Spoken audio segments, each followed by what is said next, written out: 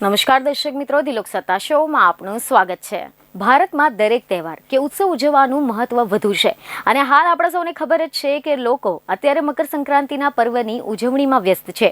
હિન્દુ ધર્મમાં મકર સંક્રાંતિ તહેવારને વિશેષ મહત્વ આપવામાં આવે છે કારણ કે આ દિવસે સૂર્ય ધનુ રાશિથી નીકળીને મકર રાશિમાં સંચાર કરે છે, તેથી આ તહેવારને મકર સંક્રાંતિ તરીકે ઓળખવામાં આવે છે।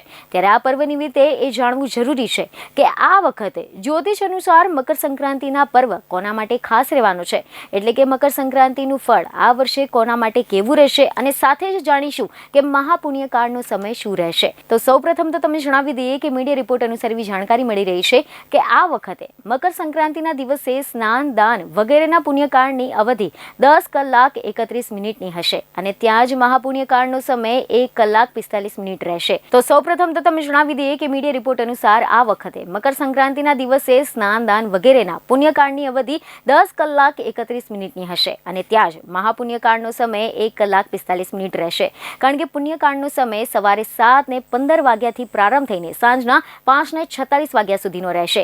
ત્યાં જ મહાપુણ્યકાળ સવારે 7:15 વાગ્યાથી 9 વાગ્યા સુધી રહેશે।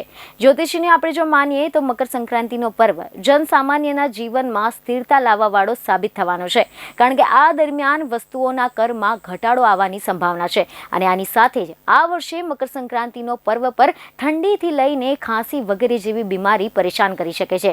તો આની સાથે ઘણા બધા પ્રકારના સ્વાસ્થ્ય વિકાર થઈ શકે છે। ત્યાં જ આ દરમિયાન લોકોએ સ્વાસ્થ્યનું ધ્યાન રાખવું પડશે અને સાવધ રહેવું પડશે કારણ કે બેદરકારીને લઈને ખર્ચમાં વધારો થઈ શકે છે અને તમારે પરેશાનીઓનો સામનો કરવો પડી શકે છે। એટલા માટે તમે આ પખવાડિયામાં પૂરી રીતે સતર્ક રહો અને ધન સંપત્તિનું ધ્યાન રાખવું જરૂરી છે। જો કે આપવામાં આવેલી માહિતી જ્યોતિષ ગણનાઓ પર આધારિત છે। દિલોક સત્તા આ અંદાજિત તથ્યોની પુષ્ટિ કરતું નથી। પાલન કરતા પહેલા સંબંધિત નિષ્ણાંતોની સલાહ લો તો સારું રહેશે। બીજને ખબરો સાથે ફરી મળીશું। ધન્યવાદ।